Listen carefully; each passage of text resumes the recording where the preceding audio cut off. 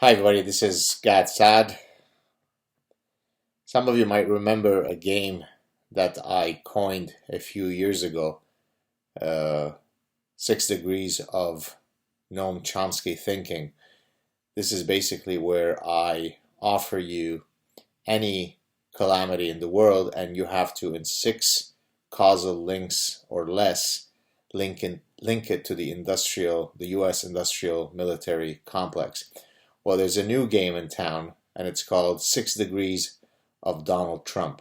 So for any calamity in the world, you have to link it to Donald Trump and argue why he is responsible for it.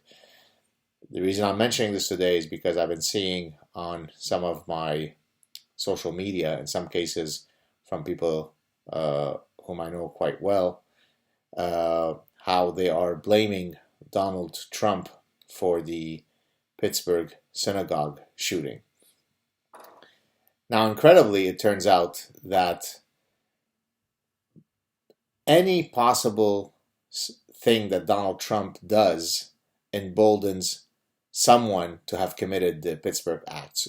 So, for example, the fact that he seems to be very pro-Israel, moves the embassy to Jerusalem, has family members who are Jewish within his own family, has a very clear pro-Israel stance. That is part of the problem. He's not being sufficiently nuanced, and that caused people who may not be as pleased with his pro-Israeli stance to want to go out and kill Jews in the United States. Also, apparently, his rhetoric is so anti-Semitic and is so emboldening of the alt-right, the quote white nationalists, that rhetoric of hate is causing otherwise folks who may not take up arms against the Jews in the United States to commit the act that this maniacal guy committed a few days ago. So Trump is both guilty because he is pro-Israel and pro-Jewish, and he is also guilty for saying things that appear anti-Semitic, or at least emboldening anti-Semites. And I've even heard some people say that he himself is an anti-Semite. So he's both a Jew lover and an anti-Semite. He emboldens people who love Jews and emboldens people who hate Jews. So all states of the world, if it's A or not A, is due to Donald Trump. Now, this is problematic, not because I love Trump and I'm hurt that you are saying a bad thing about the guy that I have posters of him all over my bedroom. Not at all.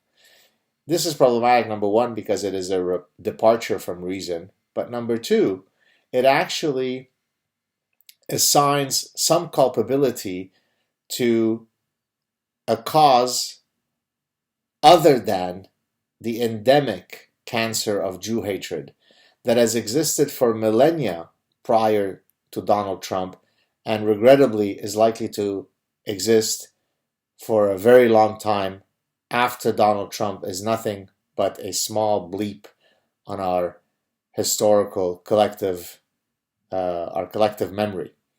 So there are many, many reasons why this Trump hysteria is problematic. One, because it is simply a manifestation of collective Munchausen, of mass hysteria, of departure from reason. There are very compelling reasons why you could not like Trump. And as I said, many of them are perfectly valid. That doesn't mean that people who are grounded in logic and reason would in any remote way link the tragic genocidal hate exhibited by this gentleman in Pittsburgh to Donald Trump. It's simply wrong to do so. It's wrong, as I said, for many different reasons.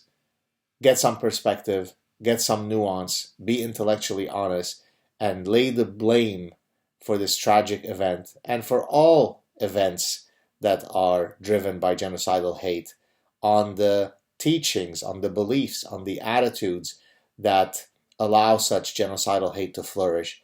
And it's not Donald Trump's rhetoric that is causing that hate. I promise you that this gentleman, this killer, hated Jews before he even knew how to spell the word Trump. As a matter of fact, from what I read, he actually disliked Trump. He was not a supporter of Trump. He thought that Trump was too pro-Jews. He wasn't doing enough to get rid of Jews. So it is simply insane. It is a violation of basic logic to engage in this kind of Trump-based hysteria. Focus your ire and your hatred on the true culprit and on the true sources for this hate. Cheers, everybody.